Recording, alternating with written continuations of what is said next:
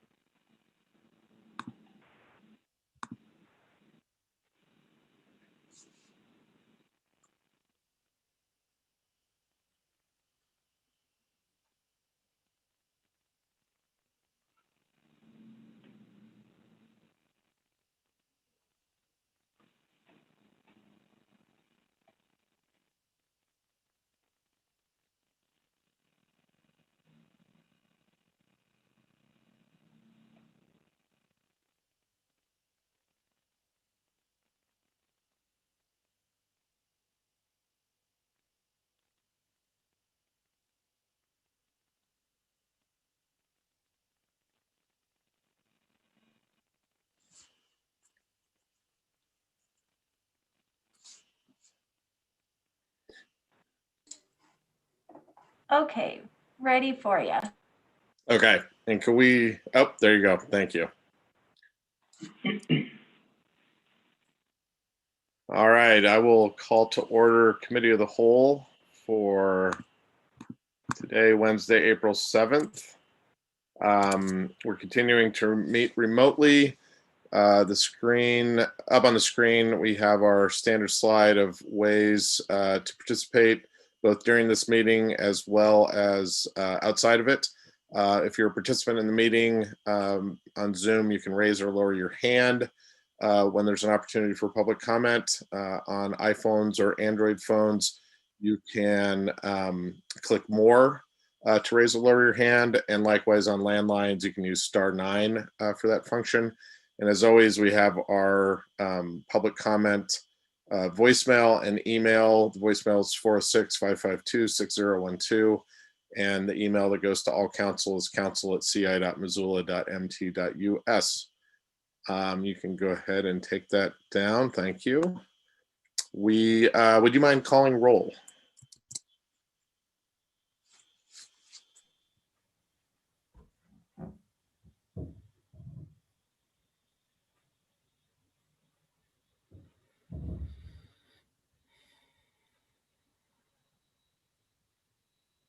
Does that work, Megan? You're muted if. Yes, sorry, I'm trying to juggle many screens and I'm not doing a great job right now. No, okay. you're doing fine. And I can help out if you want me to just let you know, or if calling it. No, okay. I got it pulled up now. Okay, here we go. Stacy okay. Peterson. Yes, present. Myrta Becerra. John Contos. Here. Heather Harp. Present. Jordan Hess. Present. Gwen Jones. Present. Julie Merritt. Present. Jesse Ramos. Present. Amber Sherrill. Present. Sandra Vasica. Brian Von Lossberg. I'm here. Heidi West. Here. Great, thank you. Thank you. We have minutes to approve from March 10th. Any changes? Are there any changes to those minutes? Seeing none, those will stand approved. And is there any public comment on items not on the agenda today? We have one agenda item. I see a couple folks in the audience, both Rob Roberts. So welcome, Rob. Not seeing any indication for public comment at this time. We'll go to our one agenda item, which is about the Rattlesnake Wilderness Lakes. And Logan, I'll turn it over to you. All right, thank you very much. If I can share my screen, I'll put up the PowerPoint presentation. Hopefully. Yep, it's coming up. Okay.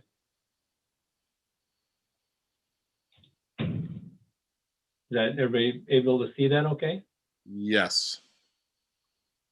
Okay, so this is the presentation we're going to give tonight to the public scoping meeting. These are all the folks that are going to speak tonight, but we don't have the two folks from the Forest Service today or Ladd from Fish, Wildlife, and Park. So Rob's going to show the content and just try to breeze through that so you can all see what we're going to be presenting tonight. So just Morgan Valiant I'm sure all of you know, for City of Missoula, and then Rob Roberts from Trout Unlimited and myself will do the presentation here today for the council or for the committee. So this doesn't pertain obviously to this Zoom call, but this is just what we're going to show participants tonight. How can they participate? So with that, Rob Roberts is going to handle the next few slides. So I will hand it over to Rob.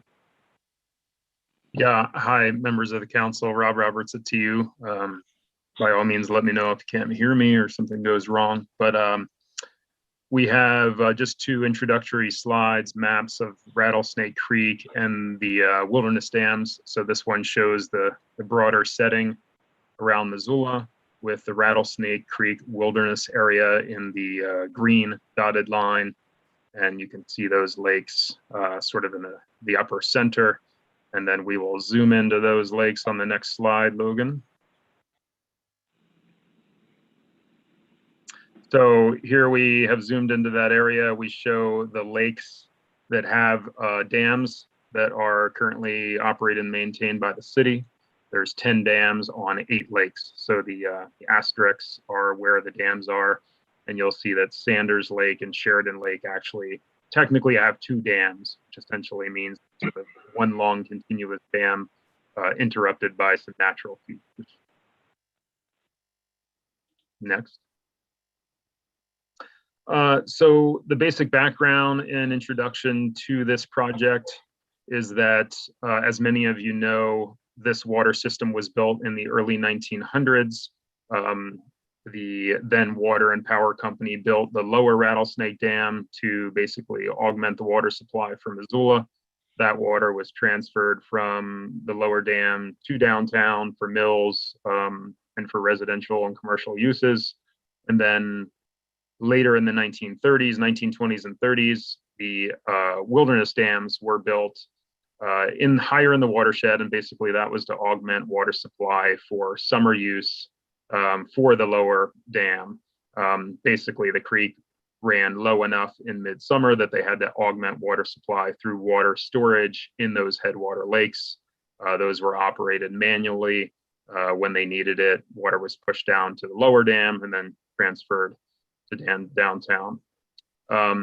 Basically, and all of you know this backstory, we fast forward about 100 years. In 2017, city acquired the former Mountain Water Company. That included all of the infrastructure in downtown, but also what we would say is kind of the legacy infrastructure on Rattlesnake Creek, seeing that water supply has not been used for about 40 years, since 1983.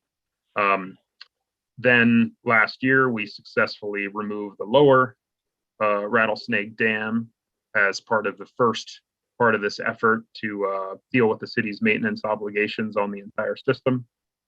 And now we're starting to turn towards looking at some of the wilderness dams, which basically are in the wilderness. They are regulated by the Forest Service, and the city has permits and easements, which we'll cover the distinction between those two later, to both access and operate those dams should they need. Right now, there are a number of maintenance obligations and potential repairs that are needed to bring those up to standards. And that will be covered later as well. Basically, the water storage rights associated with those dams are the main valuable asset to the Missoula Water or the city. The infrastructure is not necessarily at this point, but the ability to store water with it is the main value there.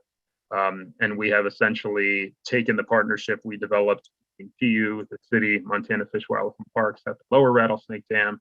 And now we're using that same partnership to try and evaluate and develop potential plans with how to deal with the either decommissioning, repair, or other with the 10 wilderness dams.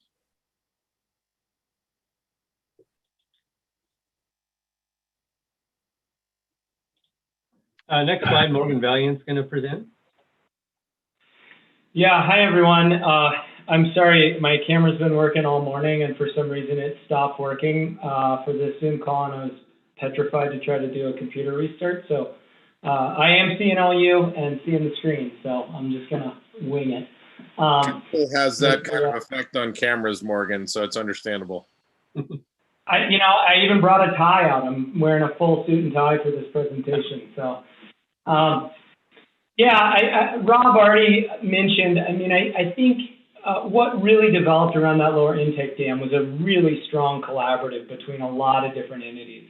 And the vision for this project is really carrying that forward to deal with this other infrastructure that the city manages. I think one thing that was really important and really did make that lower dam restoration project a success is that we were incredibly holistic. We looked at everything. We looked at the maintenance costs. We looked at full-scale habitat restoration. We looked at the aquatic and terrestrial wildlife. We considered open space values and public recreation.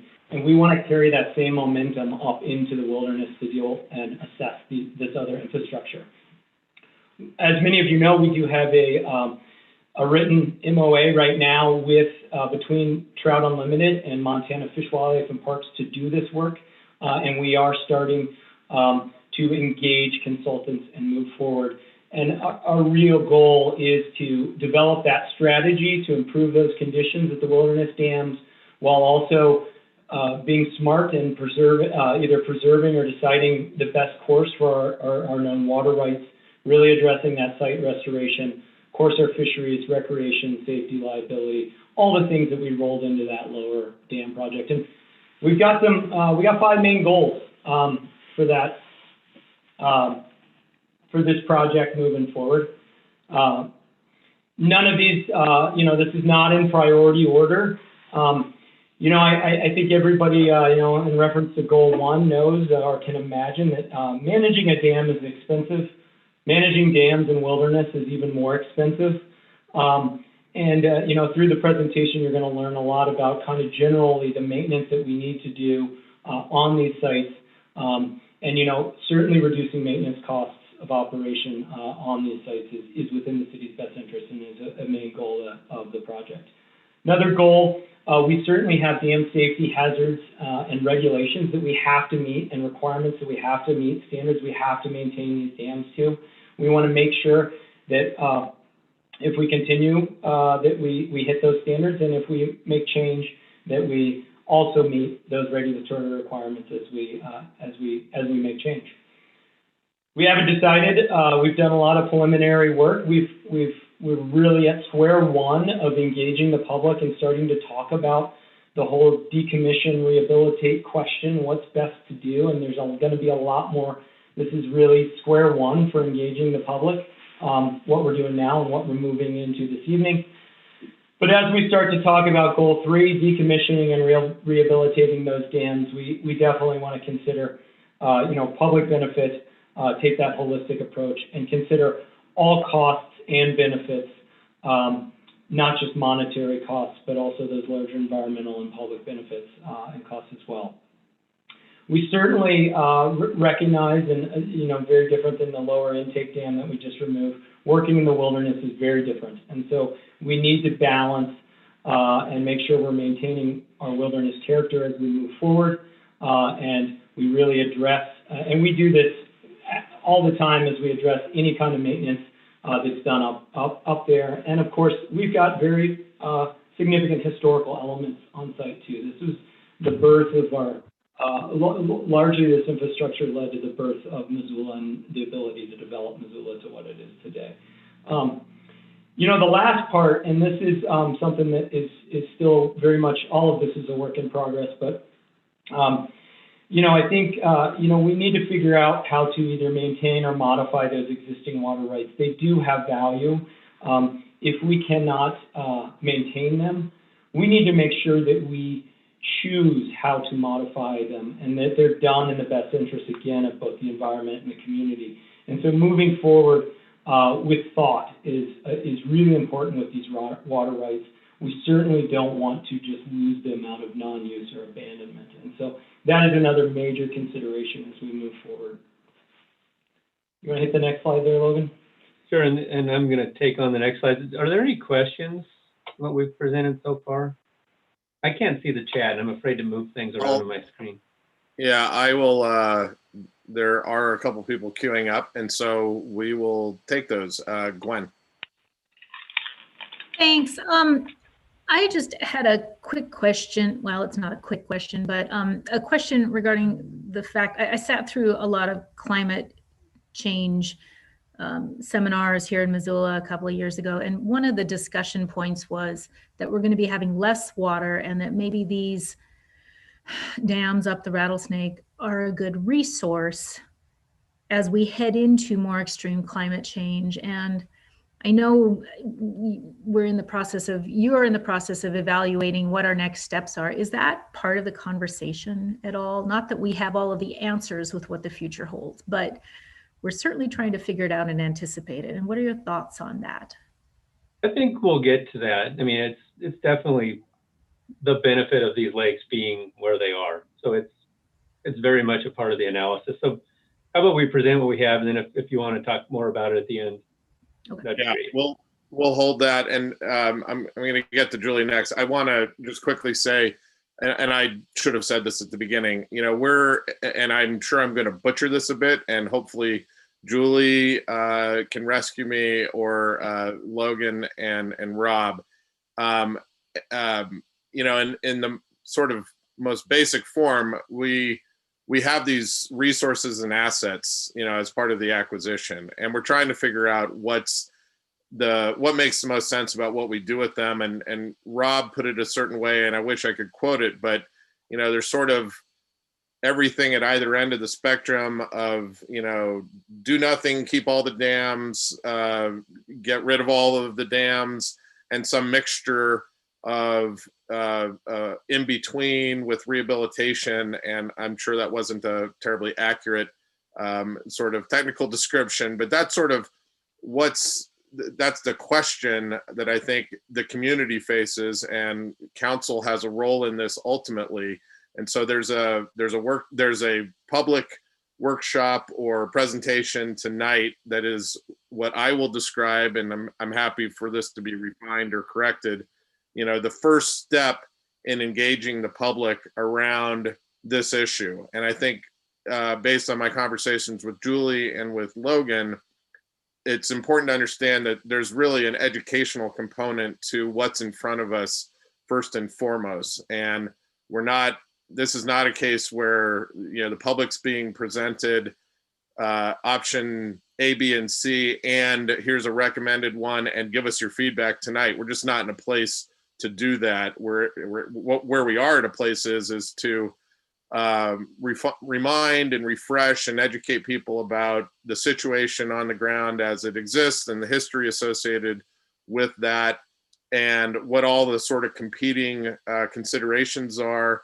And in talking with Logan and again with Julie, you know, the public, it's instrumental that we get public input in this decision-making process. And then council, this is going to come back and intersect us at, you know, I would assume various points. And so that's why we're having the presentation, kind of a dry run, if you will, of it today. Is I'm not expecting all the council members to be there tonight, but we need that same level of sort of education and background to make good decisions with the public input and the staff work on this. So with that, let me go to my colleague, Julie. Thanks. And yeah, Brian and Logan and Rob, I've talked to all of you at length, probably maybe even ad nauseum about this topic. So thank you. And Morgan, you're going to have to show us the suit and tie. Seriously, dude. I guess, as Brian said, that, you know, this presentation tonight is about educating the public. We've got, you know, people who run the gamut of what they know about this subject. And when we say dams, the word dams and the word wilderness repeatedly in the same sentences, I think we kind of might tend to steer the conversation in a certain direction. The lakes that these dams partially create, I think, are something that, you know, many people in the public have hiked up there and visited the lakes. So I just, I guess I want to point out that the use of the words can kind of taint how people think about it. So for whatever that's worth. And I guess my question is, Morgan put up the list of the 5 goals, and I wonder if we could maybe speak briefly to how those goals were developed. Rob, I think you'd be probably the best person to answer that question. Sure. One of the things, Julie and others, that, you know, hopefully we'll talk about later in the presentation was the development of the 2018 feasibility study that Missoula Water commissioned from HDR. And I think that, you know, the working group, which is essentially myself, Morgan, Logan, and Lad Notek from FWP, I think we've relied heavily upon that, you know, in the early phases of this project, because it was the best summation and, you know, attempt to put all the information together and analyze some of the information to, you know, to make some course decisions. So some of those goals come directly out of, you know, discussion points in that feasibility study. And then other ones, I think, are probably an evolution of the goals and vision we started with in the lower Rattlesnake Dam, which, you know, has a lot of overlap given the watershed context, but have been changed somewhat, you know, given the sort of the grander nature and long-term, you know, status of the potential activities up there. Thanks. Thanks, Julie. And we'll go with Mirta, and then I'm going to want to go back to folks' presentation, and we'll save everything else for the end of that. Go ahead, Mirta. Thank you. Maybe this is for Logan or maybe Rob. In looking at those 5 goals, I was curious if you could speak a little bit more about goal number 5, retaining or transferring the water rights. So I think it's important for people to know that we're not giving those up or relinquishing them, but instead. We just lost. I lost you. You're kind of going in and out, Mirta. I heard the whole question. Oh, I think it's my internet. Okay. It could be me. I've been having problems all day. It's me. Okay. Sure. Yeah, I can answer that. So yeah, thank you. Yep. So there definitely is a kind of a parallel process going on. We're working with WGM Group, and we've got a couple of different alternatives that we're considering of what to do with, you know, the individual dam water rights. We have a meeting set up next week, and we're kind of looking at, you know, the potential solutions are, they don't seem a lot different, but I think once you're into the water rights game, you understand the difference.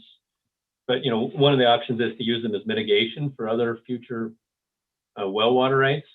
So, you know, so we would basically continue to own those rights, and we could use them in the future.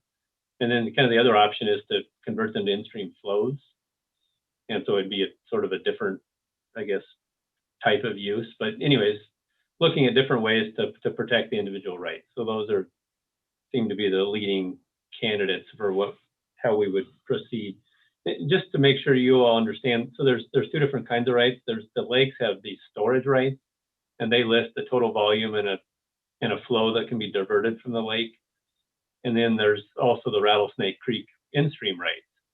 And so those entitle us to divert up to 56 CFS of water out of Rattlesnake Creek, which is way more than is generally there in the creek. So we pretty much own all the rights. I mean, the creek can get, you know, down to 5 or 10 CFS in late summer. So those rights we've already protected. You know, years ago, we were able to add some of the large wells as additional points of diversion for those rights. So legally, at times of the year, we are pumping Rattlesnake Creek Rattlesnake Creek water out of some of these wells. So I think we all feel pretty secure in how those rights have been protected. The storage rights, nothing has been done to them. They're just the original rights. They have pretty old priority dates, so they're valuable rights. So I mean, that's kind of what we're working towards is deciding which way to go, whether mitigation or, you know, changing them to in-stream flows and move forward to protect them that way. And obviously, Julie, Merritt, if you have anything to add, you're more than welcome to chime in now. No, Logan, I think you covered it very well there. Thank you. Okay, thank you. Thank All you. right, so yeah, we'll being mindful of your time. Looks like we have about 17 or 18 minutes. So I think we're gonna, probably need to blast through quite a few of these slides. We'll let you look at the slides. I don't think we need to talk much more about history here. I think you all have a pretty good idea by now. So I'm gonna skip through this slide, just give you a minute to browse it with your own eyes. The dams were built from 1910 to 1920. The water right priority dates are 1919 and 1923. The wilderness was created in 1980. The power company owned a bunch of land in the Rattlesnake and, traded it for coal supply elsewhere and gave up ownership of some of the real estate up there. So we ended up with a combination of, easements and special use permits for covering these dams. And we will get to that a little bit later. The surface water hasn't been used in Missoula since 1983 from the Giardia outbreak. It was, this water was never filtered like modern day requirements would require. It was chlorinated but not filtered, and the chlorination system didn't work back in there. It failed in the 80s, and that's when people got sick. So it hasn't been used for water supply purposes since then. So I think I will skip forward here. This talks about, identifies which lakes or dams are on easements and which ones are special use permits. So it's half and half. And the special use permits, those are challenging, right? We have to work periodically with the Forest Service to renew those permits. There's a lot of requirements that go along with the permits. The easement dams, we technically have less requirements, but we pretty much treat them the same in terms of how we maintain them. So effectively, there's not a lot of difference there. The storage volumes, these numbers can be hard to picture in your mind what this means, and I'll get to that a little bit more in a later slide. But in total, it's about 2,600 acre feet. Put it in perspective, this citywide, we use a little less than 30,000 acre feet in a year is what the total well production is. So it's a fairly small percentage of the total that we use in a year in Missoula. And then, this last column just highlights that there's two different tributaries of Rattlesnake Creek that the lakes are on. Most of them are on, well, I guess about half and half on Lake Creek versus Wrangell Creek. So this summarizes the storage rights. So they can be used from January 1 to December 31, which makes them pretty valuable because, a lot of rights that you might find on the market for mitigation and things are ag rights, and they're only summertime rights. So these rights allow us to use the water 12 months of the year. As I mentioned, we have 56 CFS of diversion rights from Rattlesnake Creek that have been protected, and so those are separate. So if you look at a few of these, Big Lake, the claimed flow rate is about 5.2 CFS. The largest one is down here at Sanders Lake, 7.54 CFS. So, oops, I'm sorry. As I mentioned earlier, the creek can get down in those critical times, between 5 and 10 CFS. So if you just kind of look at, maybe two of the larger lakes, we have the ability to more than double the flow in Rattlesnake Creek. So I think helps you understand how important these can be. And then, the claim volumes also are hard to picture in your mind what 623 acre feet is. So we provided a calculation. If you opened up Big Lake and you ran it at that permitted flow rate of 5 CFS, it would take about 2 months to drain.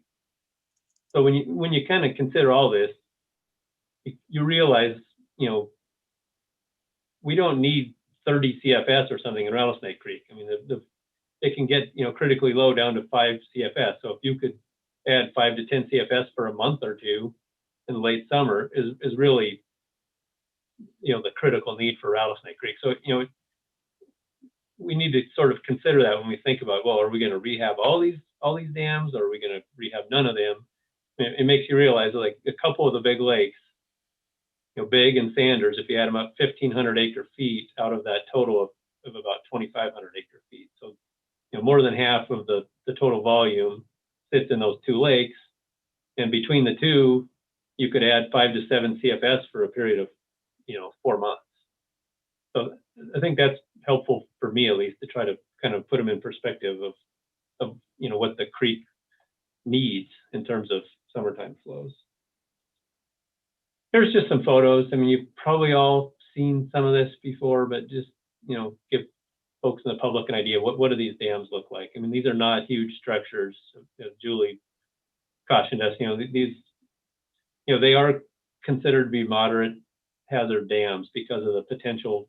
If they were to wash out, they could impact bull trout habitat. So that's we're not talking about loss of human life here. I mean, of course, yeah, if somebody was on a trail at the wrong time and the lake washed out, you can never guarantee that somebody's life couldn't be in jeopardy. But that's the basis for how the Forest Service rates them is because of the potential damage to the bull trout habitat. Some of the just, we have some obviously visible man-made facilities up there to get out to where the valve structure can be opened up. So you do see these kind of structures up there when you're looking. McKinley Lake Dam is down in the lower left. This is probably, we can all agree, it would be our highest priority if we're going to decommission a dam. This is the one that we're looking at because there is some fairly significant resource damage that happened in the past, and we would like to be able to stop that from continuing to occur. Then my favorite is Sanders Lake because it sits on top of this cliff that's probably 1,000 feet vertical. It's just that it's a really incredible setting up at Sanders Lake, and this is the largest one. That's what 900 acre feet looks like, I guess.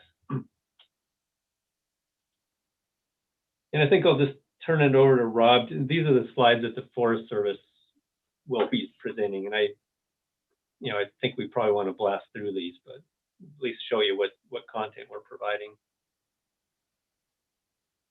Yeah, I don't, like Logan said, so there'll be two specialists from the Forest Service that will cover, the forest use and then wilderness. So I won't belabor these. We've covered some of this before, but essentially half the dams are easement dams, half are permit dams. So an easement dam essentially means that the dam and the ability to operate it actually occurred before the U.S. Forest Service was incorporated, as a government entity. So a permit, like Logan mentioned earlier, means that you have a special use permit, which actually has to be renewed and just entails a different paperwork process. I'm gonna go to the next one, Logan.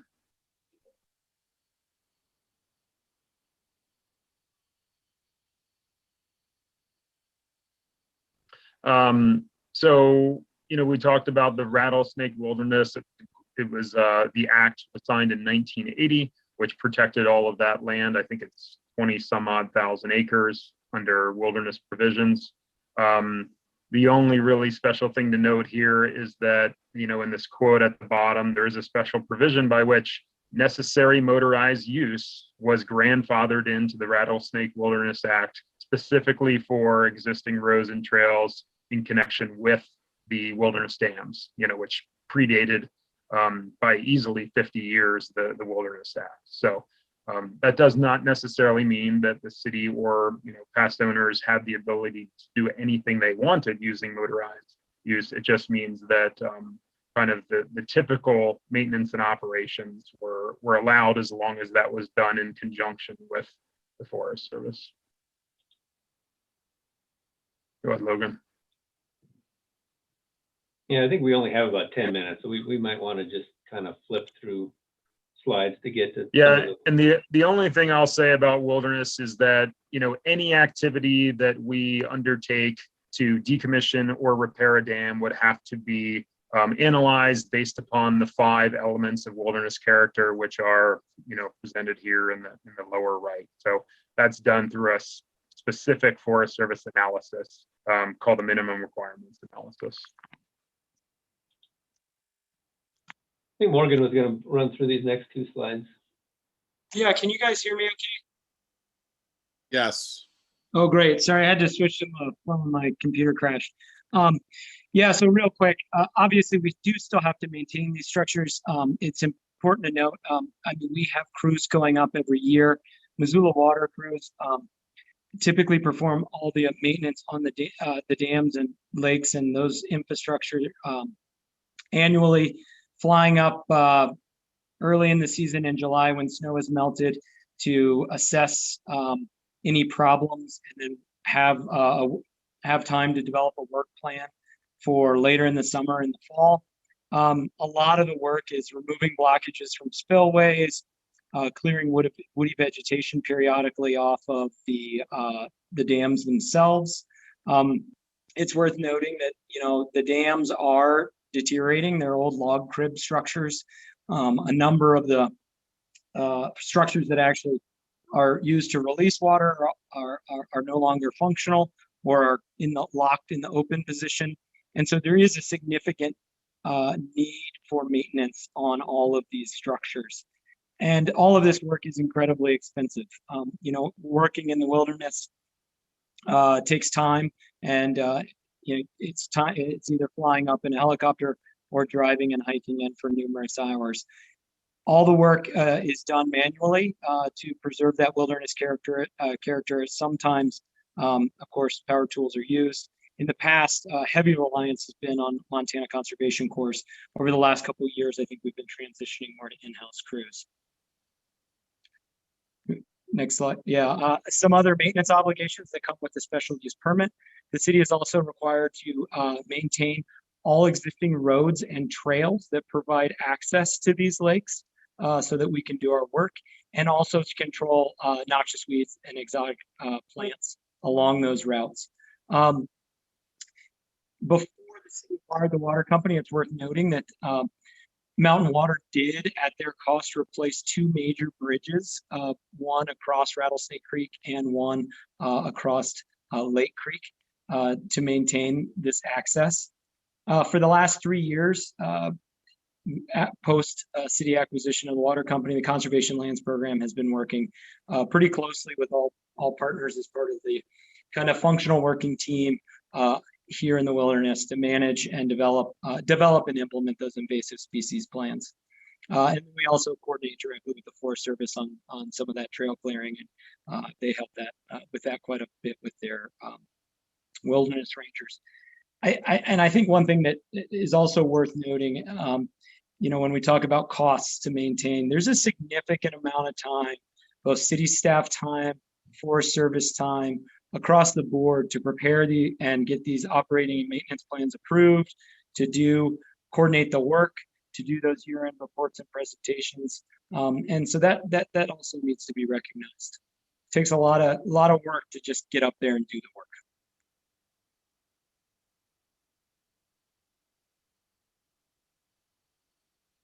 Some of the things we've done in the past, part of our vegetation surveys, we've been really focused not only noxious vegetation, but also assessing vegetation growing around the lakes as we move forward with developing plans. It's going to be good to know whether or not we're dealing with any sensitive species of concern or endangered species. We've done some preliminary vegetation assessments at Little Lake, which is in the lower left corner, a lake that has had a drawdown, and we've documented natural recruitment. At that point, we've done some pretty intensive veg surveys at McKinley Lake. All this data is going to, in the long run, save the city a fair amount of money because we won't have to hire a consultant to do this work. We'll have this information ready when we need it. Next slide. Maury, you might want to point out Little Lake is different because there was an issue with a potential sinkhole, and so in 1996, the water company went and significantly lowered the spillway, so it permanently lowered the level of Little Lake. Yes, yeah, thank you, Logan. And that's that picture on both the bottom pictures are that. And one of the big questions we've had as we start to figure out what to do with these lakes is what level of restoration do we need to do? And so being able to use this as a case study to look at what natural recruitment how it would look and how long it would take really does help us fine tune costs and inputs in our long-term permits. And so it's a little bit of a case study, but that is that was not really an intentional breach in that case. Next slide. The other thing we've been able to do, and this is just carrying on some work that we've done across our conservation lands, we had a reptile and amphibian expert that's been working for us for the last few years to collect data about our conservation lands. We did in 2019 and 2020 bring that individual up to do some preliminary surveys to check for, especially amphibians, that they're a type of species that is heavily impacted globally, actually, and seeing big declines. And so we wanted to get an idea to see what kind of breeding is occurring, what kind of resources are provided. We've got all that information. I'm not going to get way into it, but in general, we found that the impounded lakes are not providing really any good breeding for amphibians. And so versus some of the natural lakes that are around there in the wetlands. So certainly some opportunities if we decide to decommission lakes to improve habitat for those critters.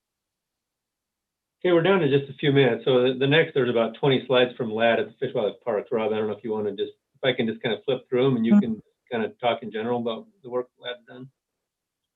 Yeah, I mean, I think in the interest of time, Logan, we can just maybe flip to the end after I talk about this. But I think that essentially LAD and FWP have monitored fisheries in Rattlesnake Creek, as well as all of the lakes in the wilderness, not just the 10 or the 8 we're talking about.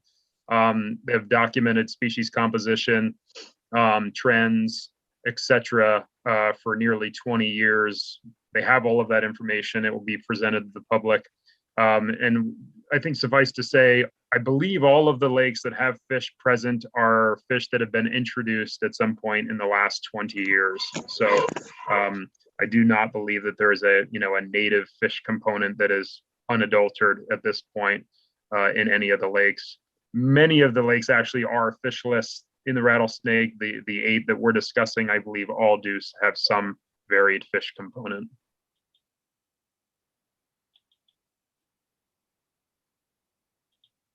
Okay. You want to talk about this slide, Rob? Yeah, so one thing Lad will cover and that it will transition into some of my discussion is that, since the purchase of the water company in 2017 and previously, we have done a number of things to start to build upon the information we have about the lakes and, to answer some of the discussion about climate change and other environmental impacts. We have temperature loggers in Rattlesnake Creek running from the lakes all the way to downtown. We have a stream flow gauge site as well as temporary sites that we monitor annually throughout the length of Rattlesnake Creek. FWP has bathymetry maps, which they've completed, which show the depth contours at all the lakes. And then in 2 years ago, we actually released water from Big Lake, I believe it was August 2nd, and we were able to monitor the effect that had on stream temperature and flow for the next 6 weeks, roughly through August and September. So that so far is the biggest thing that helps us understand potential impacts, both negative and positive to the creek and the lakes, based upon the stream flow and the stream temperature issue that I think will help us carry some of this analysis forward. Do folks have a few more minutes, Brian, or do we need to cut it off? Or? We're going to need to unfortunately wrap it up, partly because there's another meeting and with the details, the prep between and such. So I think what, in the interest of time, what happens after the meeting tonight? So the information is all going to be uploaded on Engage Missoula. Parks and Rec has developed a survey that will go, I think it'll go live after the meeting. So we're recording the meeting. We'll get it up there for folks that weren't able to see it up on Engage Missoula. And then, the PowerPoint will be available too if they want to flip through the slides. And then that survey will be open. And I don't know, Morgan, if you know how long that survey would be available. We haven't determined. I think we'll keep that up for a fair amount of time. I think one of the nice things about Engage Missoula is we can leave things for a while, and there is a lot of information here to digest. And so I think it is worth noting this is the beginning of our public process. You will be seeing us more. We will be bringing forward more information. This attempt is really just to get everything we have out for the public so that we can start the discussion. Okay. Logan, is there anything else of a critical nature to cover quickly? Otherwise, I'm going to have to wrap it up. No, I think that covers it. Okay. Thank you all for your time. Yeah, no, thank you. I really appreciate the information. It's stuff I would love to do a deeper dive into, and will appreciate the event happening this evening and the future opportunities. I hope we are aggressive in pushing this information out to the community, or directing the community of where to come on Engage Missoula to find it. I think that's there's a lot of interest, to put it mildly, in the community in this area. There is no motion, there's no action today, so nothing for public comment on that. And with that, I'm going to adjourn us. Thanks, So guys. thank you. Thanks so much.